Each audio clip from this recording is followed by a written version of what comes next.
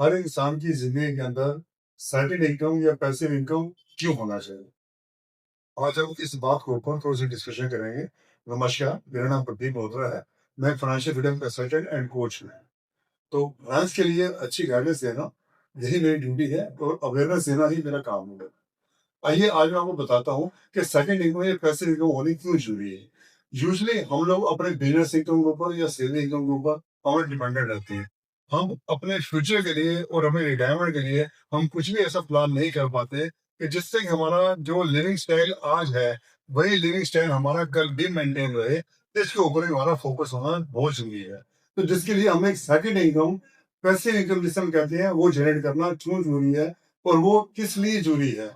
अगर आपको मेरी इस बात के ऊपर थोड़ा सा भी शक हो तो आइए हम एक जानी मानी हस्ती का नाम तो सुनते हैं कि सेकंड इनकम।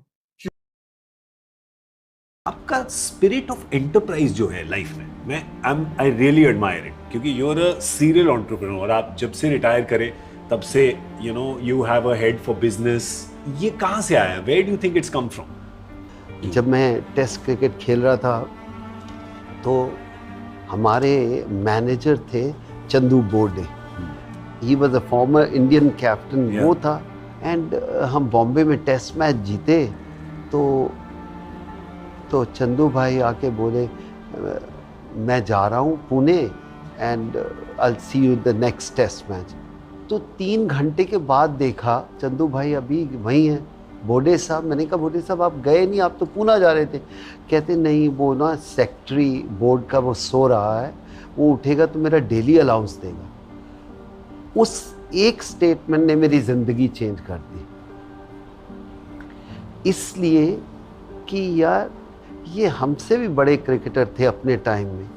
आज ये नौबत है कि he have to wait for his daily allowance to go back, and that is the time I start thinking कि नो, ओपन योर माइंड कि क्रिकेट ही सब कुछ नहीं है। क्रिकेट छोड़ने के बाद ऐसी कभी नौबत मेरे को आई तो बहुत बुरा होगा। क्योंकि जब आप खेल रहे हो तो योर थॉट प्रोसेस और लाइफस्टाइल इज हियर।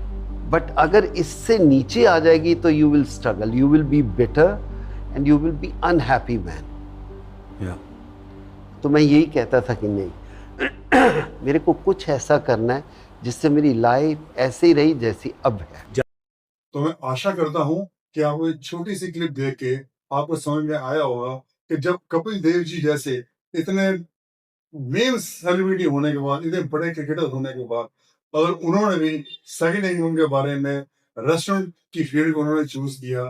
फील्ड वो किसी को भी चूज करते हो, मेन कहने का मतलब ये है कि सबको सेकंड इनकम और पैसिव इनकम जो होनी चाहिए। खुद हम कब तक काम कर रहे हैं, हमें अपने पैसों को काम पे लगाना चाहिए ताकि जिस वक्त के ऊपर हमारी इनकम कम हो या जिस टाइम के ऊपर हम रिटायरमेंट ले चुके हो, उस टाइम के ऊपर भी हमारा और हमारे परिवार का जो एक लिविंग स्टाइल है वो प्रॉपर मेंटेन रह सके।